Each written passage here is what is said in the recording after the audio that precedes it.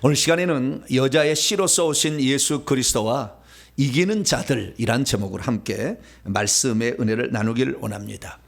오늘도 거룩한 주일을 맞이해서 주님 앞에 예배로 나오는 사랑하는 우리 성도들과 또 온라인으로 함께 예배드리는 성도들을 사랑하고 축복합니다.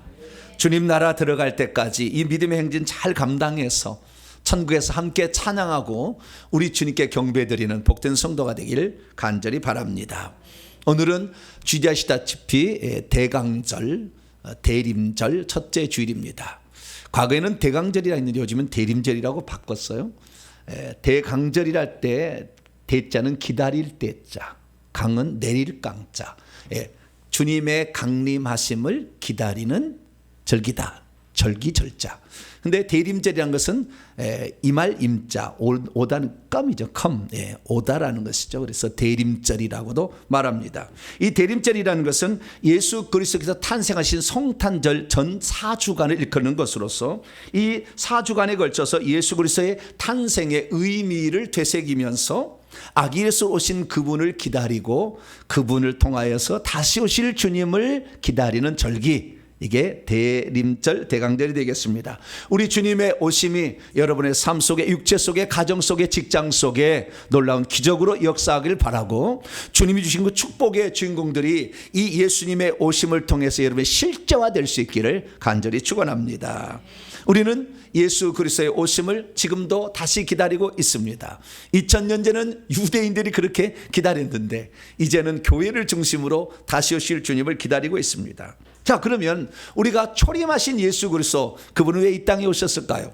저는 이 질문을 수도 없이 던졌습니다. 왜 주님이 사람이 되어서 이 땅에 오셔야 했을까?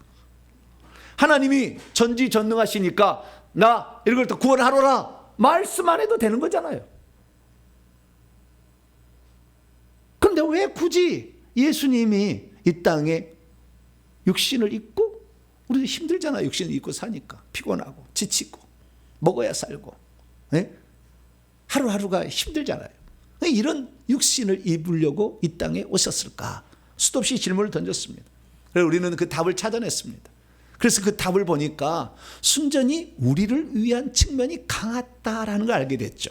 그것은 바로 우리의 죄를 속죄하려면 피 흘려 죽을 속죄 제물이 필요했는데, 그것은 하나님은 피가 없으니까, 그래서 우리를 속죄를 위해서 피 흘리기 위해서 사람이 되셨다. 뿐만 아니라 하나님의 생명을 우리에게 나눠주시는데 아들을 통하여서 생명을 나눠주시기 위하여 아들에게 생명을 주셨고, 이 생명을 예수님의 죽음과 부활을 통해서 결국에 성령을 보내 가시고 우리에게 주셨으니 생명 분배로 한 자녀가 되게 한다. 그래서 속죄와 생명 분배가 예수님이 이 땅에 육체를 입고 오신 이유였다라는 사실을 우리는 수도 없이 많이 들었습니다. 그래서 우리 속죄와 생명 분배라는 이 두 가지를 합치면 한마디로 인간 구원인 거죠. 예수님은 우리 인류를 구원하시기 위하여 이 땅에 오셨습니다. 할렐루야. 그런데 인류를 구원하러 오신 이것은 우리 인간을 위한 측면이고, 또 다른 하나의 목적이 있다는 거예요. 세 번째 예수님이 이 땅에 오신 목적이 있다는 거예요.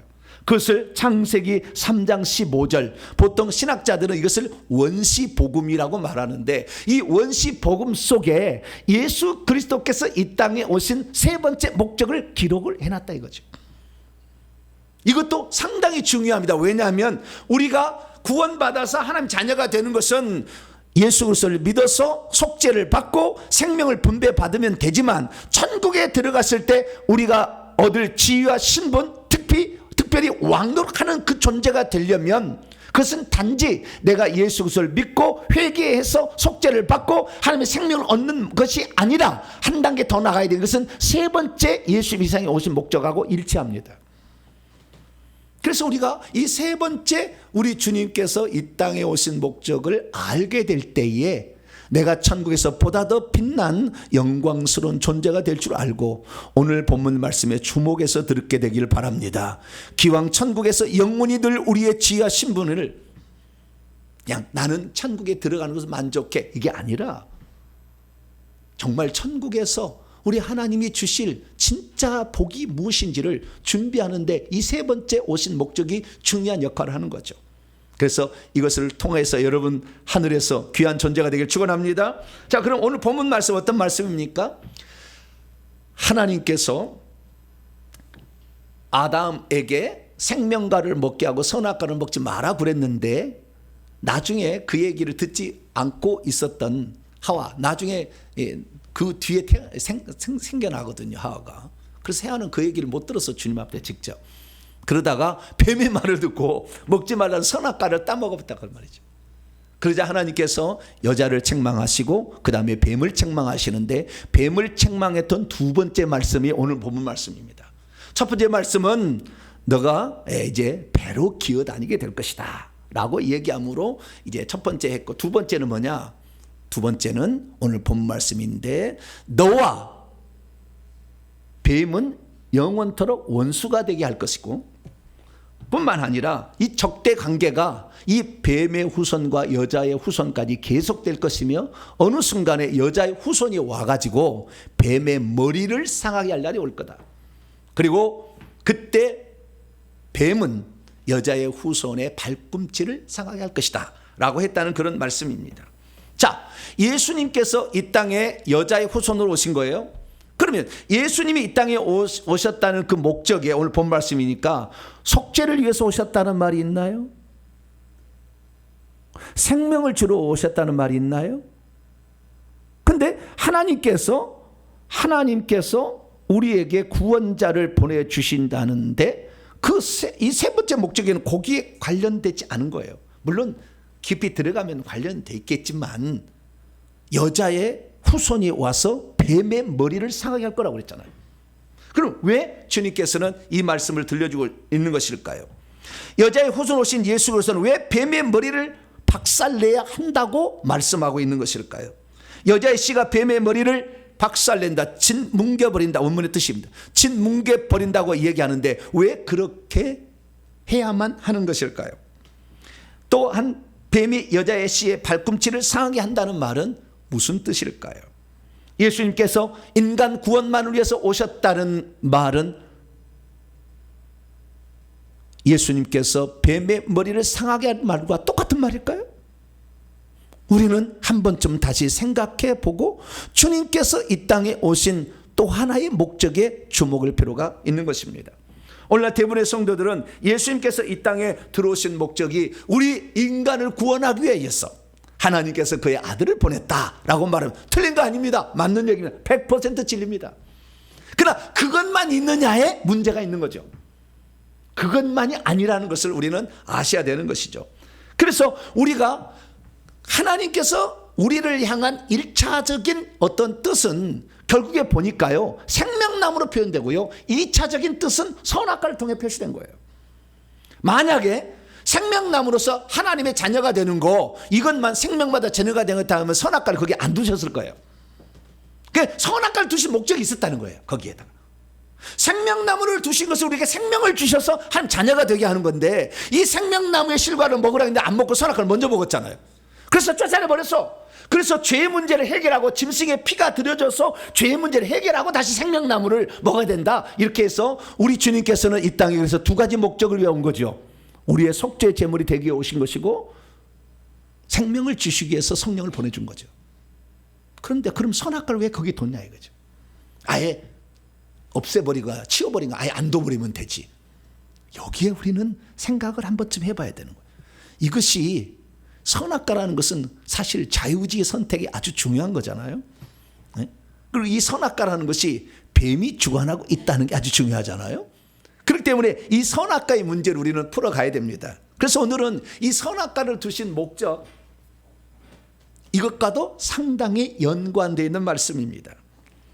우리는 하나님의 그 목적이 에덴 동산 안에 있었고, 에덴 동산 안은 천국의 모형으로 지어진 것이고, 이 에덴 동산에서 생명나무 선악과가 두 나무가 있었다는데, 이 두 나무를 통해서 하나님이 이 땅에 당신의 계획을 여기다 심어 놓은 거예요. 그래서 우리는 두 나무에 주목을 해봐야 됩니다. 그런데 한 나무는 뱀이 주관하고 있었다라는 거죠. 그래서 이 문제를 우리는 오늘 떠들쳐 봐야 됩니다. 오늘 본 말씀은 어떤 말씀입니까? 모세라는 구약의 인물이 있었어요. BC 1400 1446년 그 근방의 인물인데요. BC 1400 그때 이 모세가 하나님께 부름을 받아가지고 1406년에 이 창세기를 씁니다. 근데 그가 태어날 때는 창세기의 역사를 하나도 자기가 모를 때예요. 왜냐하면 창세기 역사는 자기가 태어나기 400년 전에 역사가 끝난 것이고 인류 창조부터 시작된 역사니, 그러니까 순전히 성령 영감으로 쓴 거죠. 하나님이 보여주시고 들려준 걸 쓴 거예요. 근데 여기에 하나님의 인류를 향한 또 우주를 향한 하나님의 계획이 창세기에 다 담겨 있다는 거예요. 그 창세기 중에 가장 중요한 것이 에덴 동산의 모형으로 제시가 됐다고 하는 것입니다. 그래서 우리는 이걸 바라봐야 됩니다. 그 중에서 우리는 생명나무와 선악과를 통한 하나님의 뜻을 발견할 수가 있는데요. 그러면 이것이 직접적으로 우리에게 어떻게 영향을 미칠 것인가는 결국에 창세기 3장 15절에 기록되어 있습니다. 그걸 제가 히브리의 원문으로 좀 직역을 해봤어요. 우리 개역성경과 약간 다른 측면이 있습니다. 우리 개역성경은 하나님께서 내가 너와 뱀과 여자가 원수가 되게 하겠다 이렇게 돼 있잖아요. 그 원수가 되겠다는 말하고 원문을 보면요, 적대감을 놓아둘 것이다, 증오심을 둘 것이다, 적개심을 갖게 할 것이다 라는 의미예요. 원문의 직역을 해보면. 그럼 우리 개역성경은 내가 너로 여자와 원수가 되게 한다 라는 말의 차이는 뭐냐? 원수가 되면은요, 둘이는 갈라서는 거잖아요. 원수는 하나가 될 수 있어요, 없어요? 안 되죠. 만약에 원수가 된다는 말이 정확한 성경 번역이었다면 우리는 절대 뱀이 가는 지역에 안 갈 거예요. 원수가 됐는데 다 천국 가야 되죠.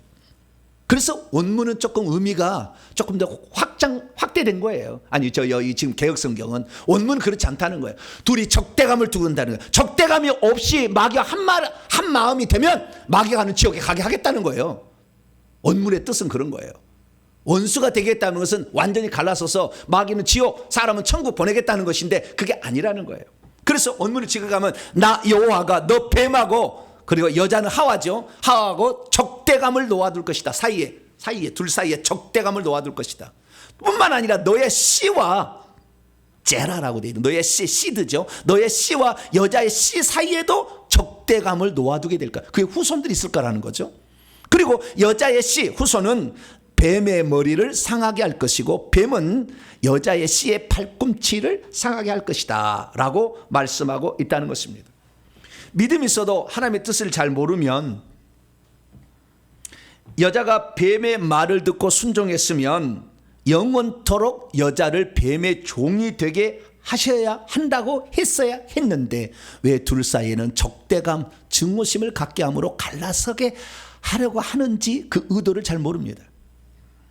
믿음이 있어도 하나님의 뜻을 모르면 사람과 뱀을 다루는 원칙이 다르다는 것을 이해하지 못합니다.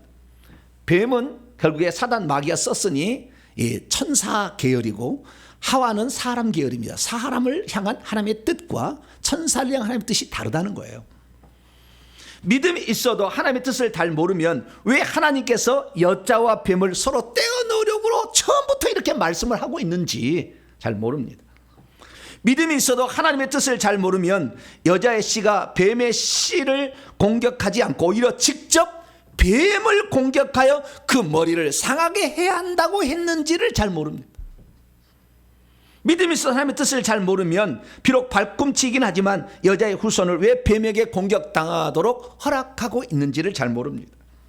믿음이 있어서 하나님의 뜻을 잘 모르면 이 말씀이 하나님께서 이 세상에 오셔서 사람이 되신 이유와 아주 밀접한 관련을 맺고 있다는 것을 간과할 수 있습니다. 믿음이 있어 하나님의 뜻을 잘 모르면 예수께서 이 세상에 오신 목적이 인간 구원에만 있는 것이 아니었나 잘못 또는 얕은 수준으로 이해하게 됩니다. 믿음이 있어도 하나님의 뜻을 잘 모르면 예수께서 인간 구원 위에도 다른 목적으로 이 세상에 오셨다는 것을 놓쳐버리고 맙니다. 그래서 저와 여러분은 예수님께서 이 세상에 오신 목적을 오늘 본문 말씀을 통해 정확히 한 가지 더 추가하셔가지고 이것을 통해서 인류를 향하여 계획하신 하나님의 보다 더 큰 뜻, 생명나무 아닌 선악과를 통해서 우리에게 주시고자 하는 보다 더 큰 뜻을 알아서 하늘나라에 가서 하나님의 뜻의 성취의 대상이 되는 복된 성도가 되길 축원합니다. 자, 그러면 예수님께서 이 세상에 왜 오셨을까요? 우리는 세 가지를 압니다. 그 중에 오늘 본문이 한 가지를 말씀하고 있는데 그냥 넘어갔겠죠. 그럼 두 가지를 잘 알아. 그게 뭐예요? 속죄 주는 자, 생명 주는 자로서 오신 예수 그리스도다. 이렇게 알고 있다는 거예요. 그래서 우리는 이것을 한마디로 인간 구원이다. 그래서 사도 바울은 로마서 1장 16절에 내가 복음은 예수 그리스도입니다. 예수 그리스도가 다윗의 자손으로서 이 땅에 오셨고 그 다음에 성결의 영으로서는 죽은 자가 되어 부활하여 하나님의 아들로 인정되신 그분, 그 복음을 믿는 자에게 구원을 주신다라는 것이 바로 인간을 향한 예수님이 이 땅에 오신 목적이에요. 그래서 인간 구원이 바로 예수님이 이 땅에 오신 목적이다라는 사실을 알 수가 있죠.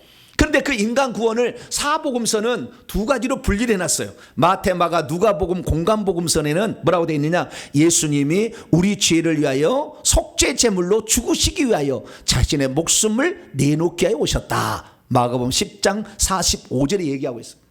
그래서 예수님이 피 흘려 죽은 것은 우리의 대속제물이 되기 위함이었다. 그런데요, 네 번째 복음서인 요한복음은 예수님이 산 목적을 피 흘려서 죽기 위해서 오신 것이 아닌 것은 아니에요. 근데 그게 주안점을 두는 게 아니라 이 요한복음 10장 10절에 보면은 예수님이 오신 것은 우리에게 생명을 주시러 오셨다고 얘기한다는 거예요. 전혀 다른 거예요. 근데 그 생명은 하나님께서 아들에게만 주셨고 그래서 아들만이 생명을 가지고 있었기 때문에 독생자라고 불렸지만 예수님은 자신만 생명을 가지고 있는 것이 아니라 이 생명을 해방하여 모든 사람이 다 받도록 하기 위해서 오셨어요. 그래서 예수님은 이 생명을 해방한 방법으로 죽음이라는 걸 선택합니다. 그래서 죽어서 이 생명을 해방해서 성령을 통해서 각 사람에게 주기 때문에 모든 사람이 이 생명을 받을 수가 있다는 거예요. 그래서 예수님은 요한복음 12장 24절에 한 알의 밀알이 땅에 떨어져 예수님입니다. 죽지 아니한다면 한 알 그대로 있어서 예수님만 하나님의 아들이겠지만 죽으면 많은 사람이 하나님의 아들들이 되기 때문에 내 생명을 해방해서 주기 위해서 왔다. 할렐루야. 그래서 우리가 예수 그리스도를 믿게 되면 그 피로 말미암아 죄 사함도 받고 그리고 생명나무에 있는 생명과의 열매를 먹게 되므로 하나님의 생명을 얻어서 자녀가 된 줄 믿으시기 바랍니다. 그래서 우리가 하나님 자녀가 되었어요. 그러면 여기에 끝이냐? 그럼 우리가 하나님 자녀가 됐으면 야 잘됐다 나 하나님 자녀다 끝. 그럼 여기 뭐하러 나오셨어요? 밥 먹고 여기 나오려면 그래도 연지곤지도 발라야 되고 옷도 한번 봐야 되고 그렇지 않잖아요. 불편하잖아요. 우리 또 여기에 성도들 모이면 그래도 점심 또 안 먹일 수도 없으니까 또 점심 먹여야 되잖아요. 그래서 일찍 오셔가지고 그냥 기름도 튀겨 기름도 튀겨가면서 그래도 뭔가 뭔가 음식을 장만해야 되잖아요. 얼마나 힘들어. 집에서는 그런 요리도 안 할 텐데 집에서는 여보 두유 먹고 가세요. 그리고 갈 텐데 여기서는 그럴 수 없잖아 또. 뭐하러 이렇게 고생을 하시냐 그 말이에요. 그래서 이미 하나님 자녀가 됐는데 적당히 그냥 저 집에서 그냥 편안하게 그냥 뭐 이렇게 할지. 이게 하는 얘기는 뭐냐? 다 이유가 있다고 말이에요. 이게 세 번째 뜻과 관련되어 있는 거예요. 그래서 세 번째 뜻을 알아야 되는데 세 번째 뜻을 요한 사도가 얘기를 해놨어요. 요한 1서 3장 8절입니다. 한번 같이 읽어보죠. 시작. 죄를 짓는 자는 마귀에게 속하나니 마귀는 처음부터 범죄함이라 하나님의 아들이 나타나신 것은 마귀의 일을 멸하려 하심이라. 할렐루야. 하나님의 아들이 이 땅에 오신 것은 인간 구원만을 위해서 온 게 아니라 마귀를 처단하기 위해서 오셨다. 이렇게 얘기를 해준다는 거예요. 그러면 예수님께서는 마귀의 일이 뭐냐? 사망으로, 죄를 짓게 해서 사망으로 지옥으로 끌고 가는 거잖아요. 그 마귀의 일을 무산시켜버리기 위해서 이 땅에 오셨다는 거예요. 그래서 마귀를 없애버리는 건 아니에요. 마귀 하는 일을 무산시키기 위해서 오신 거예요. 그럼 어떻게 무산시키느냐? 이것이 신의 한 수입니다. 뭐라고요? 신의 한 수. 어떻게 방법을 썼느냐? 죽음이라는 방법을 택한 거예요. 그것을 마귀의 힘을 없애는 방법. 마귀의 권세를 빼앗아버린 방법으로 쓴 거예요.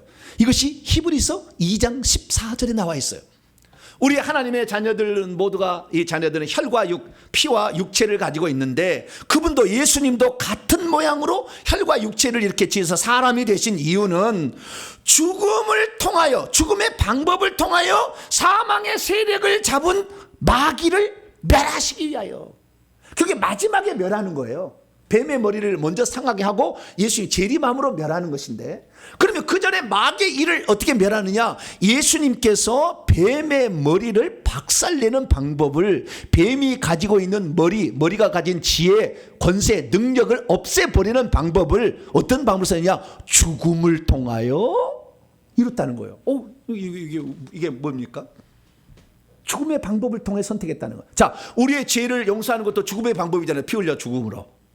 그렇죠? 그 다음에 생명을 해방한 것도 죽음의 방법을 통해 생명을 주었잖아요. 그런데 세 번째, 마귀를 멸하고 마귀의 일을 멸하는 것도 죽음의 방법을 통하여 한다는 거예요. 대체 이게 무슨 말인가? 여러분, 로마서 6장 23절에 하면 죄의 삭은 사망입니다. 창세기 2장 17절에 하면 선악과를 먹으면 정령 죽으리라. 그래서 선악과를 먹으면 사망이 들어온 거예요. 그 사망의 세력은 마귀가 갖고 있었어요. 그래서 우리가 이제 선악과를 먹음으로 사망의 세력을 잡은 자 안에 포섭되어 버렸습니다. 그래서 우리는 그 손아귀에서 벗어날 수 없어요. 그래서 사망의 세력을 잡은 자 앞에 모든 사람이 두려워서, 여러분 죽지 않는다고 한다면, 밥 안 먹어도 죽지 않는다면 뭐가 두려울 게 뭐가 있겠어요? 두려울 게 별로 없어요. 근데 그 죽음으로 사람을 두렵게 해서 결국에 끌어간다고 말이에요. 그래서 하나님께서는 어떻게 했느냐? 예수님을 약한 존재로 만든, 하나님의 원래 하나님이신데 사람이 되어 만든 거예요. 마귀가 찬찬히 보니까 하나님의 음성이 들렸어요. 이는 내 사랑하는, 내 기뻐하는 자라. 근데 똑같이 사람이거든. 그래서 기다려봤어. 그랬더니 예수님이 40 동안 금식을 했는데 쫙 말라가지고 가죽만 있어. 그래서 마귀가 찬찬히 쳐다보니까 이놈도 사람이네. 뭐라고요? 이것도 사람이네. 하나님의 아들이라고 분명히 음성이 들렸는데 왜 사람일까? 그래서 네가 하나님의 아들이면 한번 돌을 떡덩이로 만들어봐. 막 이렇게 유혹했잖아요. 사람이라는 걸 알았어요. 그래서 그때 당시에 마귀가 딱 불이 하나 들어왔어요. 사람이라면 내가 죽일 수 있지. 왜? 지금까지 모든 인류를 죽여왔잖아요. 여러분, 사람이 어떻게 죽는 줄 아세요? 사람이 죽을 때를 보고서 영안을 열어놓고 보면은요, 사망의 천사들이 옵니다. 이건 귀신들이에요. 귀신 놀란 천사가 있어요. 사망의 천사가 와가지고요, 다리에서부터요, 이불을 덮듯이 쫙 덮어나가는데, 시커먼 동글동글한 시커먼 세력들이 꼭 그 용암이 뭐 흘러가서 구슬을 있는 용암이 막 흘러가서 이렇게 점령해 가듯이 스물스물 올라와요. 이렇게 올라와가지고요, 여기까지 올라와서 여기 딱 올라와 보면 딱 죽어요, 사람이. 그렇게 죽는다. 사망의 천사들이 와서 덮는 거예요. 사망의 세력을 잡아오고 오는 겁니다. 근데 이것은 뭐냐? 성경에 뭐라면 죄의 싹은 사망이라고 했어요. 죄를 짓는 자만 마귀에 속한다고 했는데, 마귀는 예수를 보니까 사람이요. 근데 자기가 적거든. 근데 모든 사람이 예수님을 따라가서 지금 하나님의 아들을 따라가게 생겼던, 큰일 났어. 저놈만 없애면은 인류가 예수님을 따라가지 않겠다 싶어서 저걸 죽여야 되겠다. 근데 자기가 죽일 수는 없고, 그래서 사람들을 시켰죠. 종교 지도자와 정치 지도자, 로마 총독하고 사내들은 공회를 시켰어요. 그래서 결국에 그러하고 죽게 합니다. 근데 그것이 덫이었던 거예요. 그러니까 예수님이 사람이 되신 것은 마귀가 이건 못당하다라고 생각하게 만들려고 한 거예요. 그래서 이 죽여버리면 끝나겠다 생각을 만들었는데, 예수님은 진짜는 죄를 짓지 않았어요.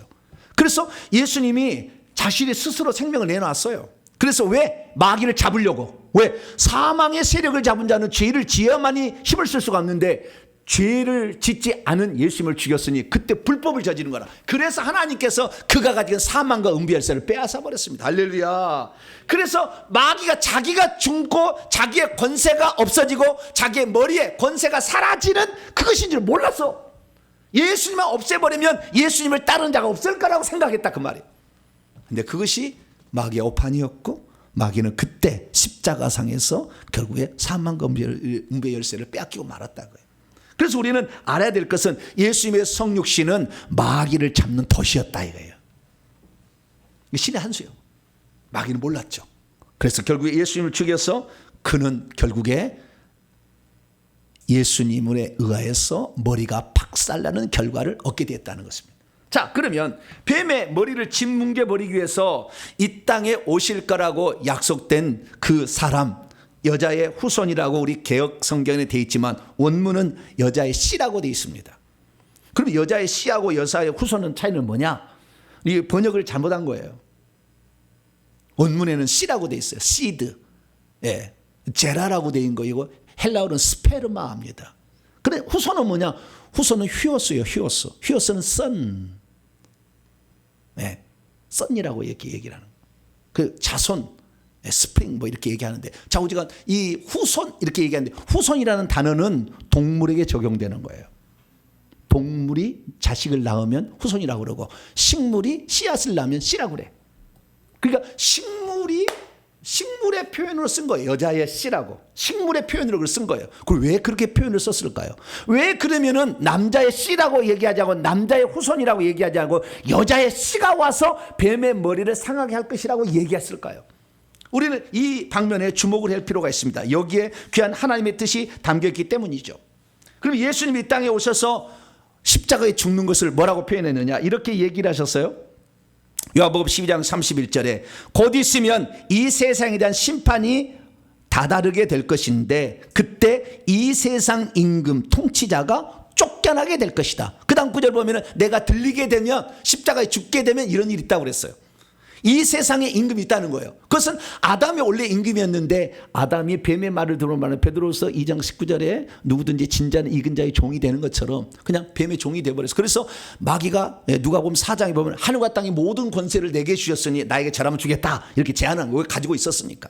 근데 그 세상 임금이 이제 예수님이 십자가에 죽을 때 쫓겨나게 될 것이다 했다는 거예요. 근데 요한복음 16장 11절 보면 예수님께서 성령, 보혜사 성령이 오시면 그 성령이 우리에게 깨우쳐 주시는 것이 이 세상 임금의 심판을 받은 상태에 있다고 알려줄 거라는 거예요.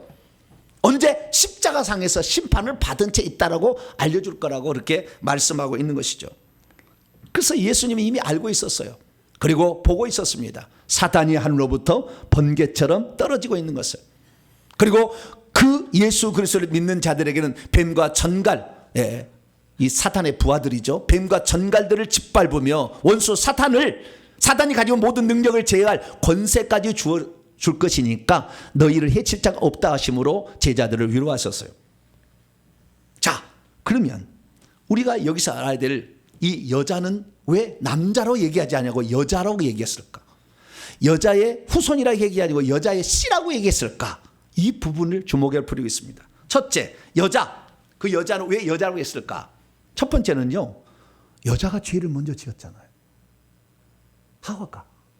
인류의 죄는 여자가 지었어요? 남자가 지었어요? 여자들은 옷깃을 항상 염해야 돼. 네. 그래서 머리에 뭐 수건을 두르라고 그러잖아요. 왜? 남자의 말을 듣지 아니하고 여자가 먼저 머리가 돼서 자기 생각으로 남편을 주입을 했잖아요. 여자들은 집에 가서 남편을 내 말 들어! 안 들으면 밥도 안 줘! 될까요? 안 될까요? 그래도 되긴 되는지 모르겠어요. 그것은. 근데 영적 원리는 그건 아니다. 왜? 여자가 먼저 선악과를 따먹고 남편에게 줬잖아요. 여자가 따먹은 건 지가 하나님 되고 싶은 것이었고 남자가 선악과를 따먹은 것은 아내를 사랑해서 그런 거예요. 왜? 아내만 죽을 수 없잖아. 내 뼈 중에 뼈고 살리는 사이인데 남자 멋져. 할렐루야. 갑자기 남자가 좋아졌네. 남자가 좋아졌네. 물론 남자 구실을 하지 못하는 사람도 있으니까 다 적용되는 건 아니지만 원리를 제가 설명하고 있는 거예요. 왜 여자였는가? 여자가 죄를 지었기 때문에 여자가 풀어야 되지 않냐 이거예요. 여자가 죄를 가져왔으니까. 그리고 여자 이해한 이유는 진짜 이유가 있어요. 자, 그러면 첫 번째, 자, 여자라고 얘기했잖아요. 내가 너 뱀과 여자와 여기에 여자는 인류는 지금 하나밖에 없잖아. 하와밖에 없잖아. 그러면 이 여자를 누구라고 봐야 됩니까? 하와라고 해석을 해야 되겠죠. 그렇죠? 그러니까 하와가 생각할 때 내가 여자인데 여자와 뱀과 원수가 되게 한다? 아, 그러면은 나를 죄를 지었어도 죄값을 묻지 않게 나를 해줄 한 무슨 방법이 있겠구나 생각해서 기대를 했어. 그래서 임신을 딱 했어. 배가 불러, 10달이 배가 불러가지고 자식을 하나 낳았어. 쫙 낳아가지고 이건 딱 낳았어. 그걸 봤더니 그게 가인이야. 그런데 가인이 하나님께서 이루실 뜻하고는 영 딴비로 가. 부모의 말도 안 듣고 혈기 분노가 강하고 욕심해가지고 강해가지고 아주 너무나 이 하나님 뜻하고 멀리 가는 거예요. 그래서 너무 실망했어. 근데 그 가인이라고 이름을 지을 때는 하나님이 나에게 여자의 후손을 주었다라는 것으로 들어서 가인이라는 뜻은 어둠입니다. 어둠. 뜻이 뭐라고요? 어둠. 하나님께서 나에게 여자의 씨를 주어서 뱀의 머리를 상했는데 그 사람이 내 아들 가인이겠다라고 생각했는데 아닌 거예요. 나서 보니까. 그 이유는 나중에 나와요.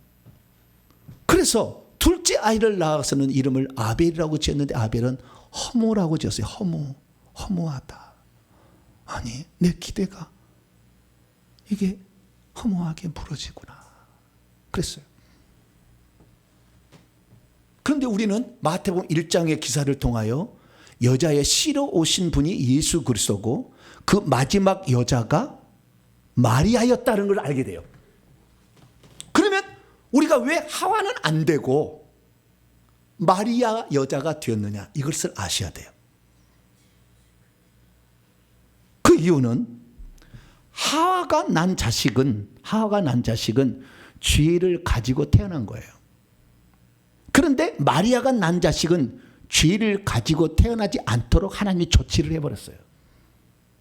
그래서 우리를 위한 속죄 제물은 흠없는 양이 될 수가 있었던 거예요. 자, 우선 알아야 될 것은 우리가 그 여자의 문제에 있어서 잘 보세요. 마리아하고 하와를 비교를 해봐야 돼요.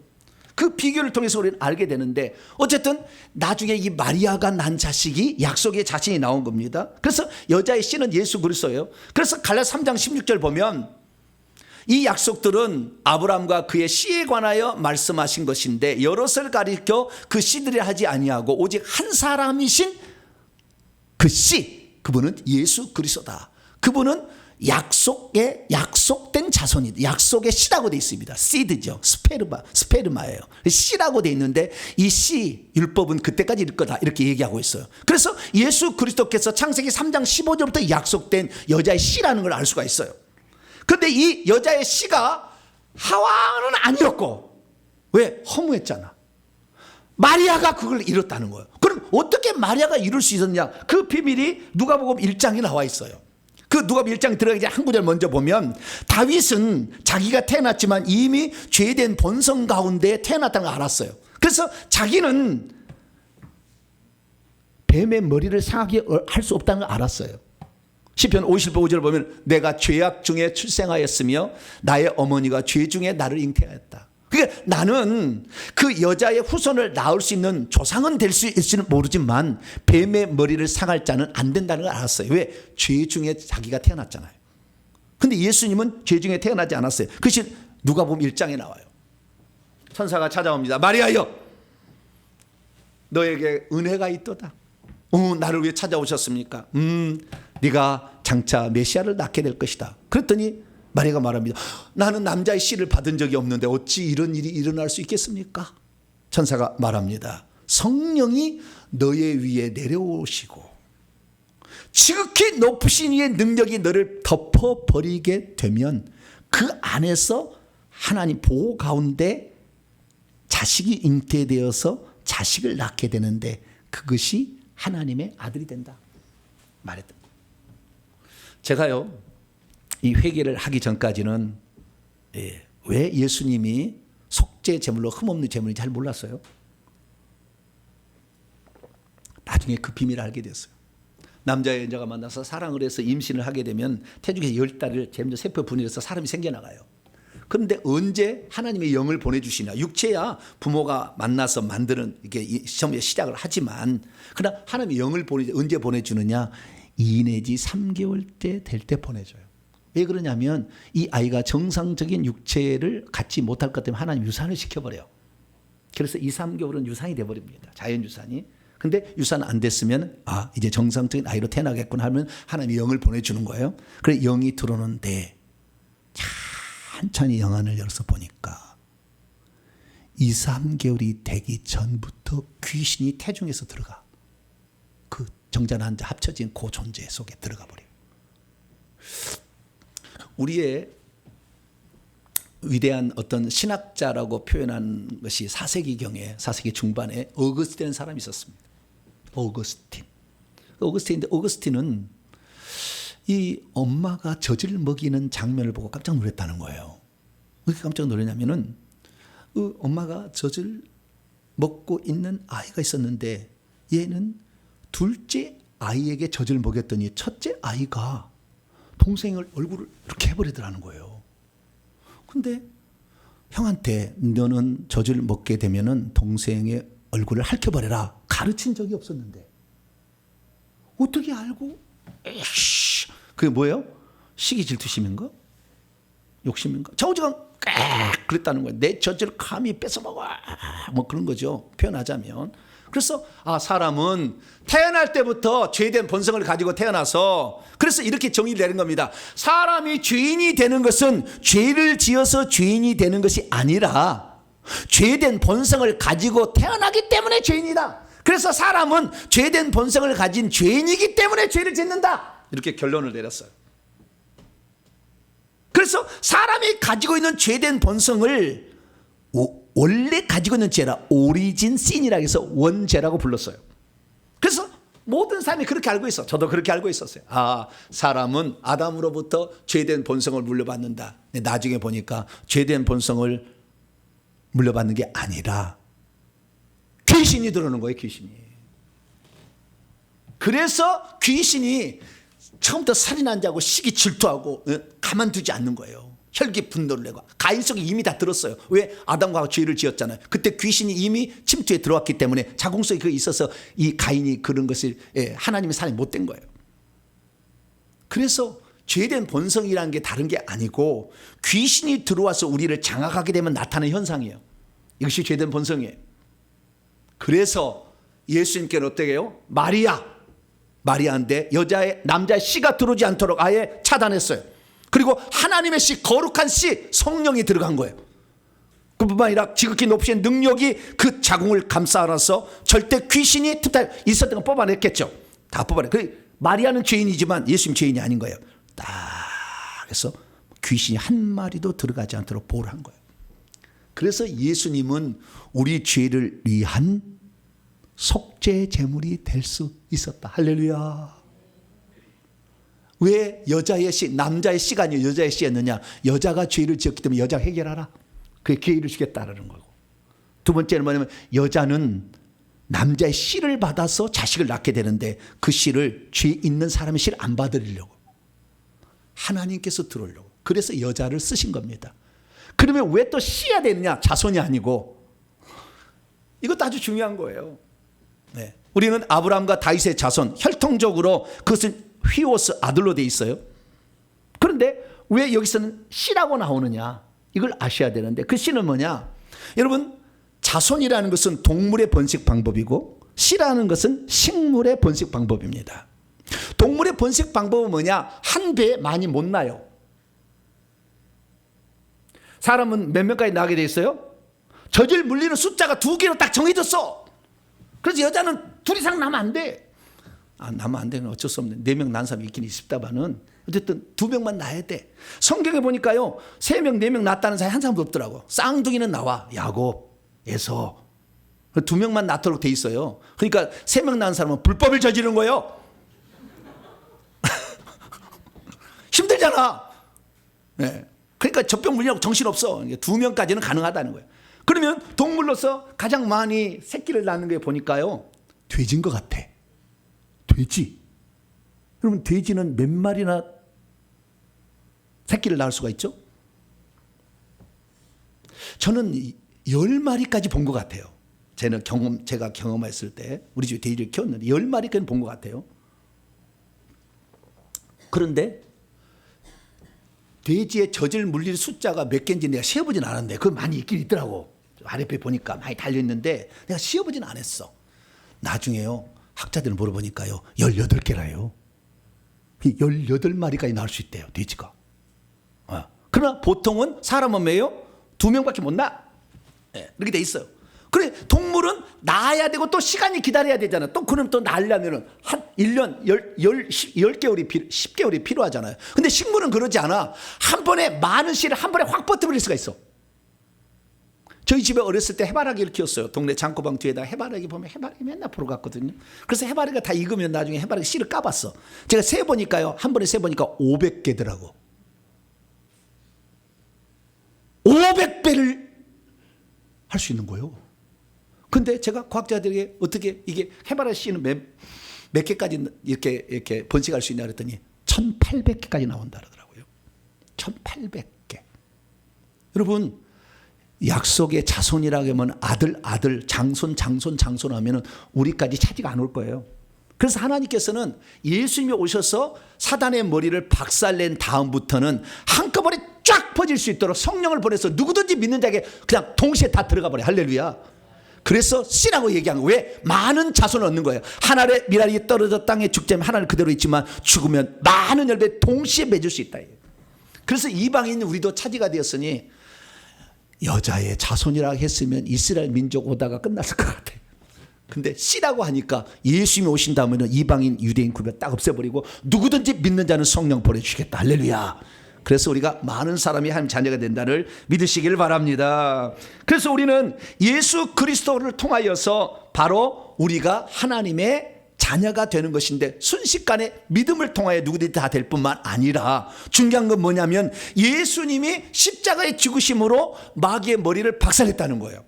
그것을 이 세상에 대한 심판, 다시 말해서 이 세상 임금을 쫓겨나게 하는 건데 예수님의 죽음을 통하여 그것을 없앤 방법을 썼다는 겁니다. 그래서 예수님께서 죽고 부활하신 천국에 올라가신 다음에 미가엘과 그의 천사장을 시켜서 더 이상 하늘에 있지 마라. 구약 시대까지만 해도 타락한 천사들이 천국에 있었어요. 쫓아내버리라 했어요. 그래서 예수님이 올라가셔서 쫓아내가지고 이 지구와 음부에다가 지금 자리를 틀어놓고 지금 보이지 않는 세력으로 귀신들로서 역사에서 사람들을 괴롭히고 있는 것입니다. 그런데 예수님께서 그때 십자가에서 죽으실 때 뱀의 머리를 박살낼 때 뱀을 없애버린 게 아니라고. 뱀의 머리라는 것은 지혜고 능력이고 힘이잖아요. 이런 것들이 없게 만들었다. 그래서 우리는 지금 예수 그리스도로 말미암아 뱀의 지혜보다 더 뛰어난 지혜를 얻을 수 있고 뱀이 가지고 있는 권세보다 더 큰 권세를 행사할 수 있는 권리가 우리에게 주어졌음을 믿으시기 바랍니다. 그래서 예수 그리스도가 오셨는데 요한계시록 12장을 읽어보니까 그 뱀의 머리를 박살내고 그 다음에 뱀의 후손들인 귀신들과 뱀을 따라가는 인간들 중에서 어떤 자들을 부술 수 있는, 이길 수 있는 힘이 예수님만 있었던 게 아니라 예수님을 믿고 의지하고 따르는 자들 중에서도 가능하다고 말씀하고 있어요. 그것이 요한계시록 12장에 나오는데요. 여자가 아들을 낳았는데 해를 옷 입은 여자예요. 이 해를 옷 입은 여자는 누군지는 요한계시록 강의를 잘 보시고요. 해를 옷 입은 여자는 하나님의 백성을 산출하는 모체인데 이 하와부터 시작돼서 마리아까지 와서 마리아에서 아들을 낳았는데 이 아들이 남자 아들이에요. 이 남자 아들은 철장으로 만국을 다스릴 남자 아들이에요. 이게 바로 예수님입니다. 씨라고 했잖아. 남자는 거예요. 씨. 그래서 이 남자 아들인데 이 남자 아들은 예수님이었어요. 그래서 이 예수님이 첫 번째로 사탄 마귀의 머리를 박살낸 자였고, 그리고 이 여자가 또 자식을 낳습니다. 예수님만 낳은 게 아니요. 그래서 하나님의 백성은 계속 산출되는데 여자의 보다 더 강한 부분은 만국을 다스릴 그러한 능력 있는 자가 나와. 강한 자가 나오는 거예요. 그래서 교회에는 두 부분이 있는 겁니다. 이렇게 마귀 귀신들과 싸워서 이길 수 있는 전사로서 강한 부분이 가지고 있는 자도 있고, 그 다음에 그냥 예수 믿고 천국 간다라고 생각, 그 부분만 하고 있는 사람이 있다는 거예요. 저와 여러분들은 귀신을 박살내고 귀신을 쫓아내고 귀신의 머리를 박살내는 복된 성도가 되길 축원합니다. 이런 성도가 돼야 돼. 왜 이런 성도가 되느냐? 철장으로 만국을 다스리게 된다는 게, 나중에 보니까 철장으로 만국을 다스릴 때가 천국에 가서 그런 거예요. 이게 천국에서 왕노로 할 자는 누구냐? 귀신을 쫓아내는 자가 된다는 거예요. 예수 믿고 단지 우리가 구원받아서 천국에서 왕노하는 자가 되는 게 아니라 이 땅에서부터 귀신을 쫓아내고 사탄 마귀의 세력을 멸하는 자를 주님께서 철장 권세를 주어서 다스리게 하겠다고 약속하고 있다는 거예요. 그래서 그 철장 권세로서 예수님께서 예리한 검을 가지고 나중에 그 재림하실 때는 예리한 검이 입에서 나와서 만국을 치고 철장으로 다스린다. 그 다스리는 것을 또한 우리 믿는 자들 중에서도 강한 자에게 그것을 물려주겠다 약속한 겁니다. 그러면 강한 자가 대체 누가 되는 것입니까? 성경에 보니까요, 이기는 자가 된다고 그래요. 그리고 끝까지 내 일을 지키는 자가 된다고 그랬어요. 오늘날 우리가 귀신하고 싸워서 이길 수 있어야만이 천국에서 철장 권세를 받는 거예요. 내 일을 지키는 자, 주님께서 이 땅에 오셔서 하시는 일, 회개와 천국 복음을 전하고 귀신을 쫓아내는 이 일을 하는 자들에게 만국을 다스리는 권세를 준다고 약속해 놨어요. 많은 사람들이 예수 믿고 그냥 천국만 가면 됐지 생각하지, 귀신을 쫓아내는 데를 신경 안 쓰고 귀신이 어디 있어, 예수 믿는 사람 속에는 귀신이 어디 들어와, 이렇게 하는데 그거 잘못한 거예요. 그 사람은 천국에서 왕래를 못해요. 여러분, 귀신이 무슨 흰머리, 뭐 흰옷 입고 뭐 머리 그려서 피 이렇게 찍찍 이런 귀신 없어요. 다 거짓말로 속이는 거예요. 아무것도 아니에요. 지나가는 뱀이야. 확 머리 밟아보면 돼. 할렐루야. 짓밟아보면 돼. 근데 그 꿈틀거리면서 여자의 씨의 후손에 다리를 물었다잖아요. 다리를 무니까 피가 나왔어. 그 피가 오히려 인류의 죄를 속해. 그래서 예수님이 고난 받으시고 죽으실 것이 예표죠. 그러나 우리는 그 뱀을 머리를 짓이겨 버려야 돼. 할렐루야. 짓이겨 버려야 돼. 이것이 여자의 후손이 예수님이 하신 일이고 우리가 이어받아서 할 일입니다.